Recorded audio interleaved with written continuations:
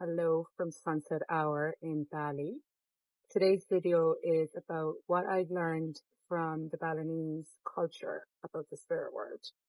As you can see, I am in the background an altar with some Hindu gods and goddesses. Ganesh is up there. He's the god of new beginnings. Some of you might recognize him. And there's also, I'm going to butcher her name. I'll take you up here to see. Paravita. I think she's the goddess of prosperity and abundance. And then the goddess Shiva. I don't know too much about her. So everywhere you go in Bali, you're going to see altars like this. Buddhas everywhere, different Hindu gods and goddesses being represented. And the reason I want to talk about this is because the Balinese people have done such a great job of keeping their spiritual connection alive.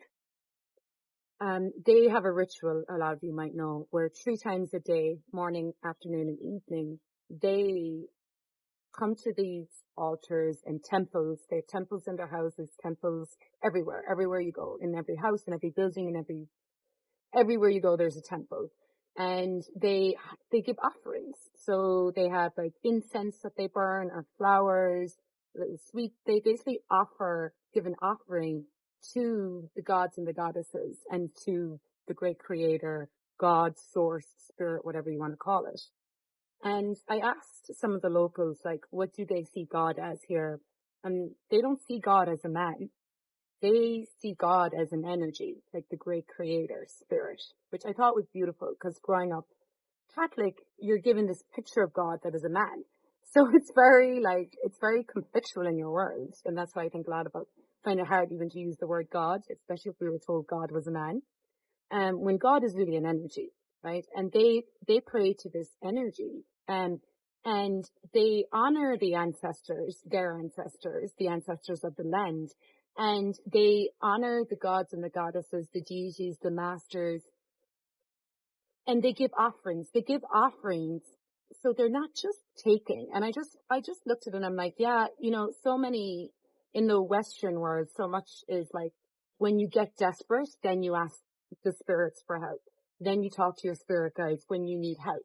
When you're in a life or death situation, you call on God, and it's like, but it's a really very much a, like, help me because I need help situation, rather than cultivating a deep connection with your spirit guides, with the light beings of consciousness, with source, and it's like, it's not always about give me this, help me with this, that we actually have something to gift as well.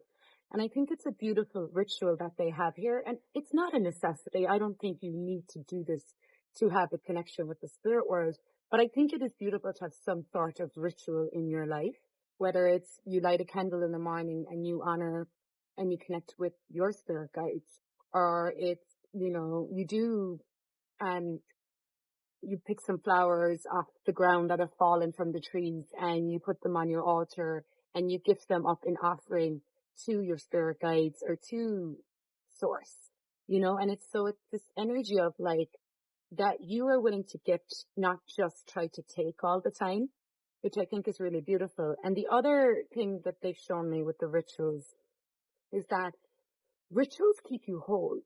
They return you to wholeness. And do you ever notice, like, even in the morning, because I started a meditation practice, just 20 minutes in the morning, 20 minutes at night, or if I, go to yoga, whatever it is, and you take a moment, you light a candle, whatever it is, your ritual, like we all have our own rituals, it gives you this moment of like peace and serenity where you're like, okay, there's more to life than just this running around, busyness and doing and striving and trying to reach for the next thing. It kind of centers you and brings you back to this sense of wholeness within you. And that's what I'm really seeing with the Balinese people. They have a beautiful wholeness in them. They haven't separated themselves. They don't feel like they're lost or they don't have that sense of separation. And I really think a lot of it's got to do with how much they're staying connected to the spirit world and um, to source. And what I also notice with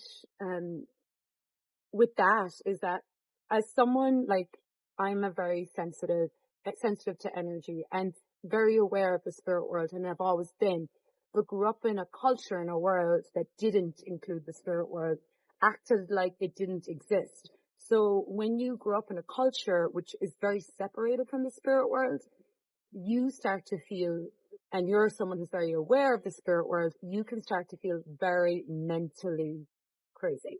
You can start to have mental illness, racing thoughts, anxiety, voices in your head, like all sorts of things, right?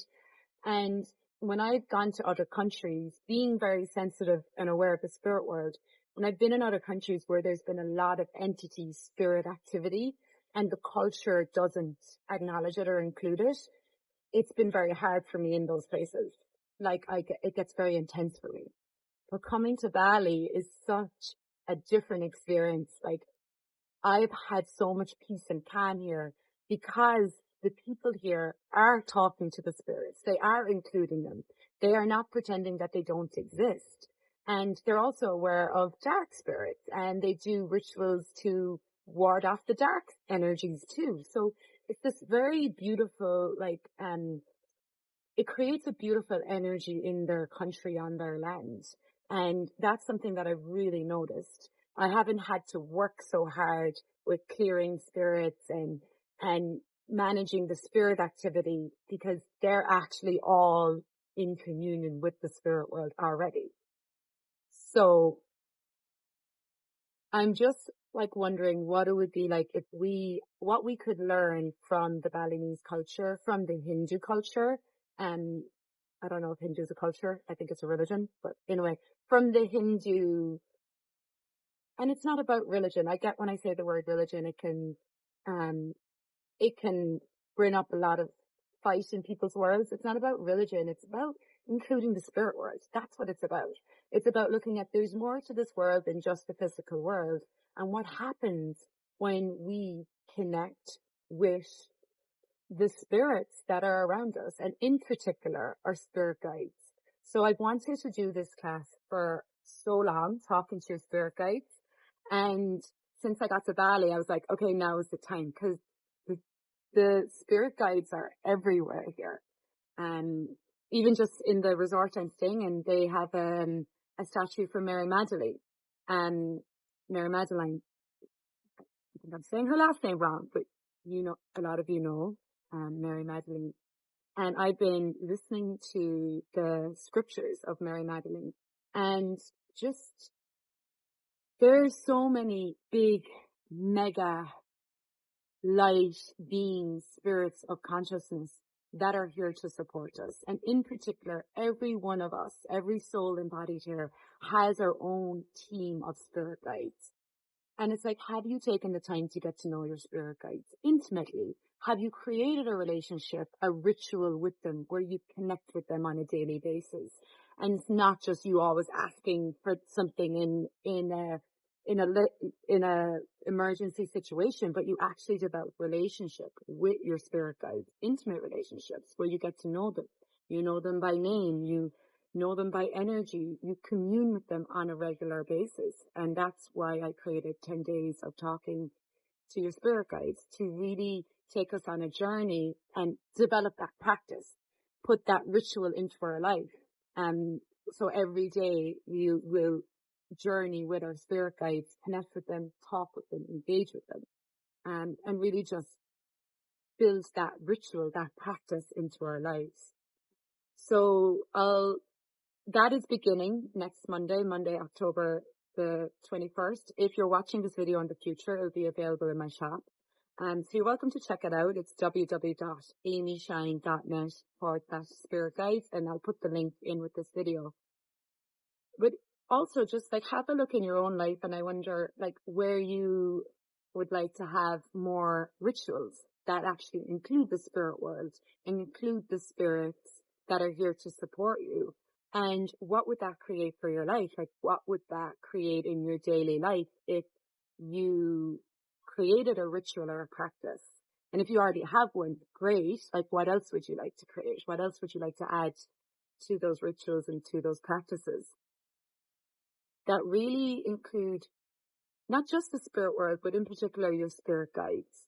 Your spirit guides, who are that team of spirits that are here they're part of your team, and they're here to actually guide you and support you so that you're actually not alone.